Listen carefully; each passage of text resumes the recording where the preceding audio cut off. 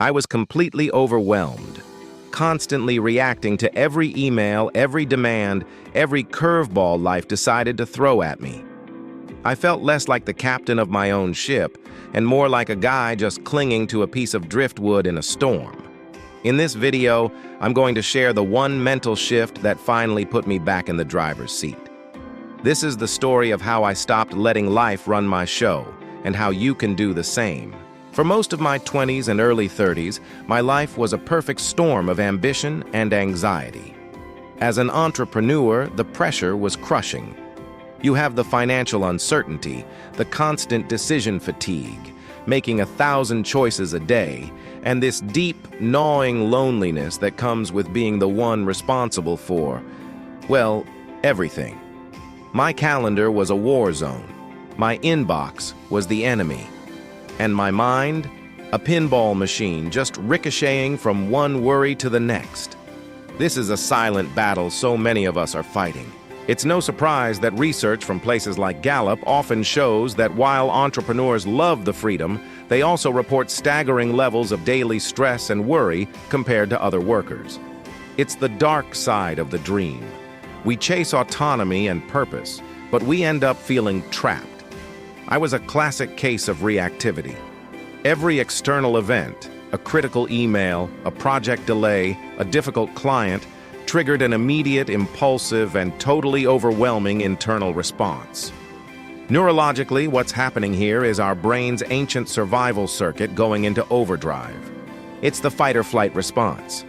When you're chronically stressed, your brain's alarm system, the amygdala, can become hyperactive, starting to see threats everywhere. This triggers a chain reaction, flooding your system with stress hormones like cortisol and adrenaline. The result is that feeling of being hijacked. Your ability to think logically and see the bigger picture, the part of your brain in the prefrontal cortex that allows for calm, rational thinking, gets sidelined by the noise of panic. I lived in that state. My body was tense, my sleep was a joke, and my focus was shattered. I wasn't just tired, I was mentally exhausted from the sheer workload and constant time pressure. It felt like running a marathon every single day, but the finish line just kept moving. I was burning out, and I knew it. A survey from The Hustle even found that within their community of founders, a staggering 63% reported dealing with burnout. I was becoming another statistic. The life I had worked so hard to build was starting to feel less like a dream and more like a prison I'd built for myself. I was successful on paper, but inside, I had completely lost control. My turning point wasn't some big, dramatic explosion. It was more of a slow, quiet implosion. I was in the middle of a major project launch, the kind of thing that's supposed to be exhilarating. Instead, I just felt dread. I was sitting in my office, staring at a mountain of tasks, and I couldn't bring myself to do a single one. My mind was just fog. The why that fueled all my work was gone, replaced by a hollow sense of obligation. That night, I couldn't sleep. I just laid there, replaying every failure, every fear, every judgment. And in that quiet desperation, a question popped into my head. Is this really it? Is this the life I'm choosing? Because that's what it was, a choice. I had been choosing, without even realizing it, to let my circumstances dictate my internal state. I was letting the outside world own my mind. I realized my problem wasn't the stress itself. Stress is an inevitable part of doing anything meaningful. My problem was that I had zero strategy to deal with it. I was just waiting for the storm to pass instead of learning how to navigate it. That realization was both terrifying and liberating. Terrifying because it meant I was responsible. I couldn't blame my clients, my workload, or the market anymore. But it was liberating because if I was responsible, it meant I had the power to change it. I didn't have to be a slave to my emotions. I could learn to manage them. This was the moment I decided to stop reacting and start building a proactive mindset. So I went deep. I started reading everything I could on mindset, psychology, and performance, from ancient Stoicism to modern cognitive behavioral therapy and the habits of elite performers. And through it all, one simple, powerful idea kept showing up. The one mental shift that changed everything. You cannot control the events of your life, but you can always control your response. This sounds so simple, but it's incredibly deep. The world will always throw things at you. A traffic jam, a critical comment, a deal falling through. That's the stimulus. A reactive mind fuses that stimulus and the response into one automatic action. Anger, frustration, and fear become knee-jerk reflexes. But a disciplined mind understands that there is a tiny space between stimulus and response. In that space is your freedom to choose. It's a moment, however brief, where you can let your thinking brain catch up to your initial emotional reaction. It's the difference between saying, "I am angry," and "I notice that I'm feeling anger." The first is an identity. The second is an observation. And if you can observe it, you are separate from it. And if you're separate from it, you can influence it. That was the shift. I stopped trying to build a perfect, stress-free life, an impossible goal. Instead, I started focusing on building a mind that could be calm and effective within an imperfect, stressful life. I turned my focus inward.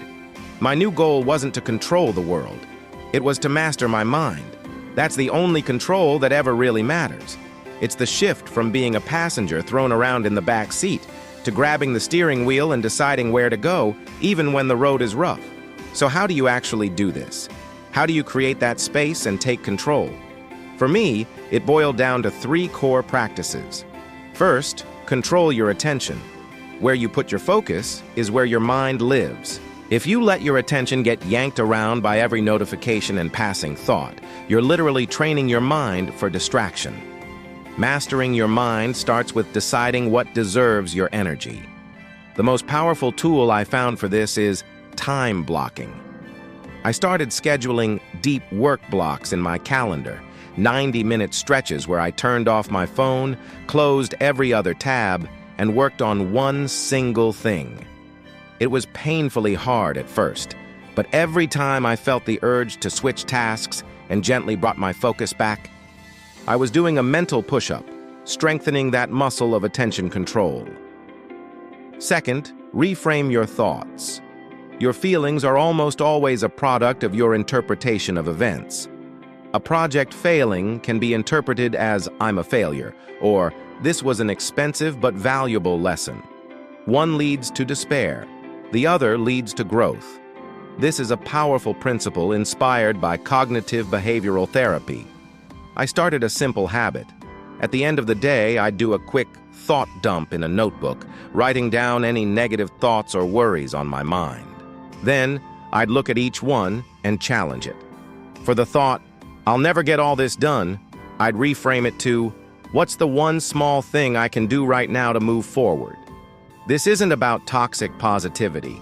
It's about shifting your perspective from one that's paralyzing to one that's empowering.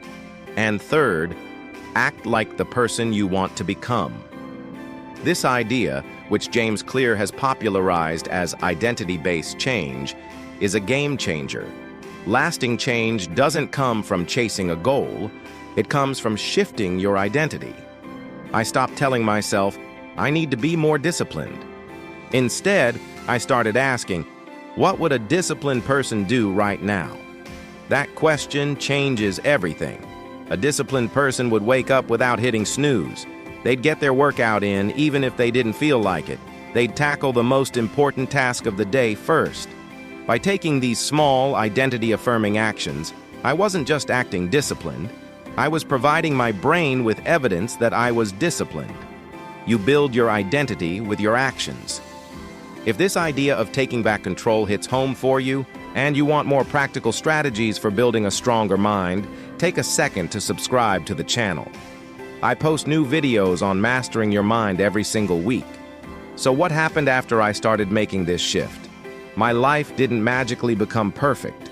The challenges didn't vanish. There are still stressful days, demanding clients, and things that go wrong. The difference is me. My internal foundation is solid.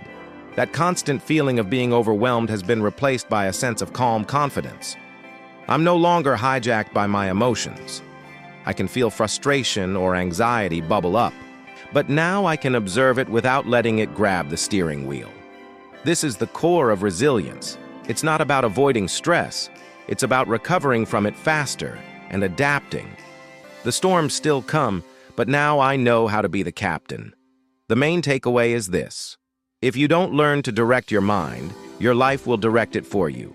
Real control isn't about bending the world to your will. It's about forging an inner strength that's tough enough to handle reality as it is. It's about mastering your response, focusing your attention, and choosing your identity, one small action at a time. You don't need a perfect life to start mastering your mind. You just need to start. Start today. Start with one thought, one choice, one small action. So here's a challenge. What is one small choice you can make today to start steering? And let me know in the comments. What is the one area of your life where you most want to take back the driver's seat? Thanks for watching. If you found this valuable, a like is always appreciated. Subscribe and hit the notification bell so you don't miss the next video. Now go take control. Thanks for watching.